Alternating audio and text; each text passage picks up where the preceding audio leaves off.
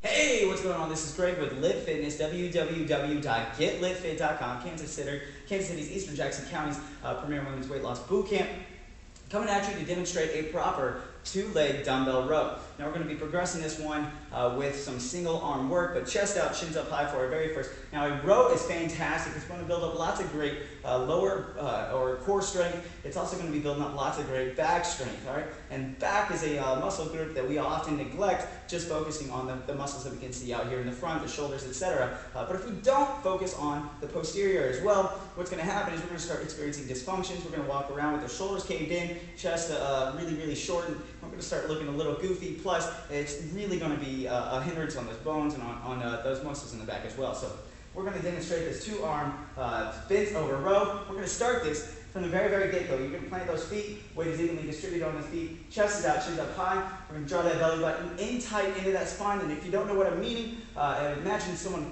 bracing your arms behind your back and someone else standing right in front of you with like a tennis ball or a baseball, and they're just going to slam that into your belly button. Draw that belly button tight, just protect it as tight as possible. So chest out, shins up high. And let those arms just kind of dangle there as we move into our bent over position. Now we're going to have to slide into those knees so we can sit that booty out there.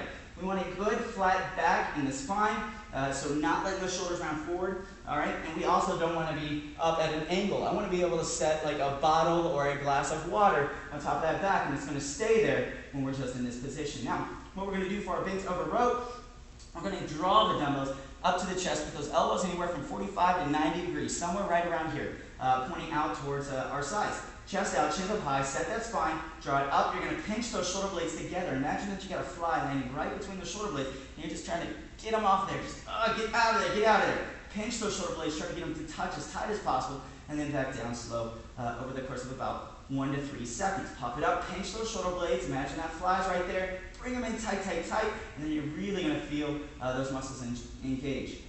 All right, that's our level 1 progression. As we started off, work on our bent over row posture, bent over posture, and nail those large muscles in the back. That's going to really help that calorie burn and tone up the shoulders in the back. All right, from here, our progression is going to go into a single arm. Now, single arm is going to work on a little bit more unilateral movement, which means we're going to get that core going just a little bit more. All right? So chest out, shins up high, same movement, but instead of holding 2 dumbbells, now I've got only 1 dumbbell in my hand. I'm going to take my opposite hand, either put it on top of my hips or kind of brace it behind me like so. All right? So either on top of the hips or out there, chest out, shins up high, set that spine, pop it up. You're going to pinch, and this is going to really challenge that core, especially as we move into a more challenging weight. Now you're going to want to fight that rotation. Big common thoughts for today's core is that it's more anti-rotational, anti-movement rather than focusing solely on rotation and solely on flexion. All right, so pop it up, pinch, and fight the rotation to build up even more core stability and build up more lower back strength as well. So if you're experiencing lower back pain, this is a great movement as long as you can do it comfortably and without pain. This is a great movement that you can use to help build up that lower back. Now that's our level 2 progression, working on anti-rotation. We're going to finish this up with a fantastic, what we call a renegade row. Now a renegade row is going to have us pop up into a push-up position with the hands on top of those dumbbells, and this is really good, especially if you experience wrist tension or wrist pain whenever you are doing a push-up. All right, so holding on to those dumbbells is going to help, and then we're going to alternate bringing the dumbbells up into a row from that push-up position. So again, chest out, shins up high, belly button drawn in tight. We're going to keep the earlobes in line with the shoulders, shoulders in line with the hips in line with the ankles. You can even open up those hips a little bit for added stability if you'd like. Pop one arm up, fight rotation, pinch it tight, down slow, control, pop it up, hit the opposite arm for the row.